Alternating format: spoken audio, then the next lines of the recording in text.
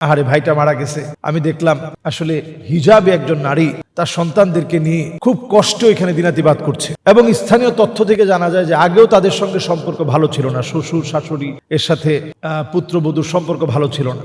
এজন্য অনেক সময় আমরা দেখি যে এই ঘটনাগুলো ঘটে, যখনই পরিবারের যেই লোকটা একমাত্র আয় উপার্জনক্ষম ব্যক্তি ছিল, আয় উপার্জন করত, ওই লোকটা চলে গেলে তখন আর তাদের মূল্য থাকে না। মহতারাম, আমরা দেখেছি যে গাজীপুরের একটি ভিডিও সারা সোশ্যাল মিডিয়াতে সারা ফেলে দিয়েছে। স্বামীর মৃত্যুর পর শ্বশুর বাড়ি থেকে তাড়িয়ে দেয়া স্ত্রী তার সন্তানদেরকে নিয়ে স্বামীর কবরের পাশে খুব কষ্টে দিন কাটাচ্ছে।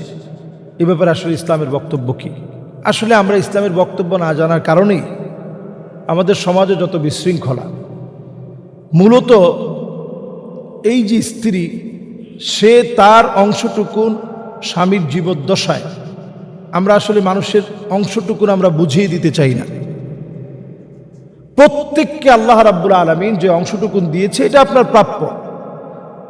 আমরা যেটা ভুল করি বাংলাদেশে সেটা হচ্ছে মা বাবা আত্মীয় স্বজন সবাইকে নিয়ে আমরা থাকি, এটা কোনো অসুবিধা নেই, আপনি থাকেন, কিন্তু আপনি তাদের জন্য খরচও করেন, সব হবে, সদকা হবে, ইহসান হবে, কিন্তু আপনি আপনার নিজের স্ত্রী নিজের সন্তানদের ভরণ পোষণ ইনশিওর করা এটা আপনার জন্য ফরজ আবশ্যক। পিতামাতার ভরণ পোষণ তো আপনি দিবেনই, কিন্তু আপনার নিজের পরিবারের খোঁজ খবর নেওয়া, আমরা এই কাজটা অনেক সময় করি না। আমরা মনে করি আমার আত্মীয় স্বজন সবাই আছে, এরা তো দেখবে আমি মারা গেলে। না, এটা ঠিক না। কারণ আপনি আপনার ইন্তেকালের পরে যুররিয়াতান দুআফা, যারা অসমর্থ জনগোষ্ঠী আপনি রেখে যাবেন, এটা আল্লাহ তাআলা চান না। আপনি আপনার সন্তানাদিদের হকটুকুন আপনি বুঝাই দিয়ে যান। স্ত্রীর সাথে পরামর্শ করেন। আমাদের বাংলাদেশে আমরা মনে করি স্ত্রীর সঙ্গে পরামর্শ করলে এটা সবচেয়ে বেশি ক্ষতি হবে, অথচ আম্মাজানের সঙ্গে মক্কা বিজয়ের পরে রাসূলুল্লাহ সাল্লাল্লাহু আলাইহি সাল্লাম মক্কা বিজয়ের সময় আম্মাজানের পরামর্শে রাসূল সিদ্ধান্ত নিয়েছেন। মক্কা বিজয়ে রাসূলুল্লাহ সাল্লাল্লাহু আলাইহি সাল্লাম আম্মাজানের কাছ থেকে পরামর্শ নিয়ে সিদ্ধান্ত নিয়েছেন স্ত্রীদের সঙ্গে আপনি পরামর্শ করবেন। ফাইদা আযামতা ফাতাওয়াক্কাল আলাল্লাহ, এরপরে যখন আপনি আজমতের সাথে একটা সংকল্প করবেন, চূড়ান্ত করবেন, ওইটার মধ্যে আপনি টালবাহানা করবেন না।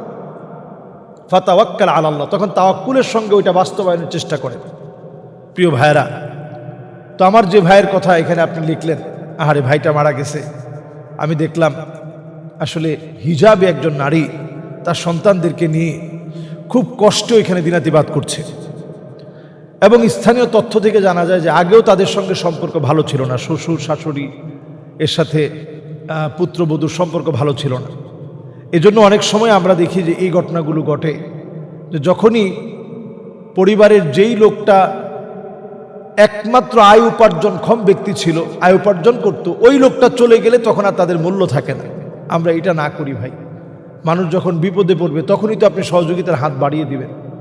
আমি প্রশাসনকে বলবো, সুষ্ঠুভাবে এই বিষয়টা আপনারা হাতে নেন এবং আইনানুগভাবে ওই মহিলাটার জায়গাটা মহিলাকে ফিরিয়ে দেন, এবং পারিবারিকভাবে সমাজের গণ্যমান্য ব্যক্তিরা বসে এই ছোট ছোট বাচ্চা নিয়ে যেন তারা পথের ভিখারি না হয়ে যায়, বরং তারা যেন তাদের স্বামীর বাড়িতে ভিটে মাটিতে একটু আশ্রয় পায়। অন্তত যেন এটা বোঝা যায় যে একজন মুসলিম ইন্তেকালের পরেও আমাদের যে সামাজিক দায়বদ্ধতা আছে, এই জায়গা থেকে অন্তত আমরা তাদেরকে ভুলে যাইনি, আমরা তাদেরকে সম্মানের জায়গায় রাখছি, শ্রদ্ধার জায়গায় রেখেছি। এটা মনে করে অন্তত যেন তাদের সঙ্গে সুন্দর আচরণ এলাকার লোকজন, পঞ্চায়েতের লোকজন বসে যেন করে দেয়। আসলে এই দৃশ্যগুলো দেখলে চোখের পানি রাখা যায় না। দুনিয়ার জীবনে যাদেরকে আপনি আপন বলে মনে করেন, সামান্য এক টুকরো জমির জন্য সবাই পর হয়ে যায়। এজন্য আসুন আমরা সময় থাকতেই অন্তত আমি আমার নিজের পরিবার, নিজের পিতা মাতা আত্মীয় স্বজন সবার জন্য করব, কিন্তু নিজের সন্তান আদির জন্য অ্যাটলিস্ট আপনি কিছু করে যান, তাদেরকে মানুষের মতো মানুষ হিসেবে গড়ে রেখে যান। অন্তত আপনি আপনার স্ত্রীর সঙ্গে পরামর্শ করেন। হ্যাঁ, এটা যেন না হয় আতা আর রাজুল ইমরাআতাহু, একবার স্ত্রী যেভাবে বলছে দাড়ি কমা সহ একবার আপনি মেনে নিছেন, একটু বেশ কম আপনি করেন নাই। ও আক্কা উম্মাহু, পিতামাতার সঙ্গে খারাপ ব্যবহার করছেন স্ত্রীর কথা শুনে, এটা যেন না হয়। স্ত্রীর হক স্ত্রীর জায়গায় আদায় করবেন, আবার মায়ের হক মায়ের জায়গা থেকে যেন আদায় করতে আমরা কৃপণতা না করি। আল্লাহ যেন আমাদেরকে বোঝার তৌফিক দান করেন। আসসালামু আলাইকুম ওয়া রাহমাতুল্লাহি ওয়া বারাকাতুহু। আমরা সামাজিক যোগাযোগ মাধ্যমে একটা ভিডিও দেখেছি, যে ভিডিওতে দেখা যাচ্ছে যে একজন নারীর গায়ে একজন পুরুষ সে নেতা হয়ে হাত তুলেছে। আসলে এই ভিডিও সামাজিক যোগাযোগ মাধ্যমে তোলপাড় ফেলে দিয়েছে। নারী শিক্ষিকার গায়ে হাত তোলা, আসলে আমাদের দেশে এটা অনেক সময় দেখা যায় যে আমরা এই অন্যায় কাজগুলো অবলীলায় করে ফেলি। এই অন্যায় কাজগুলো আমরা যখন করে ফেলি আমরা তখন ভাবি না আসলে যেটা একটা বড় অন্যায় হয়েছে।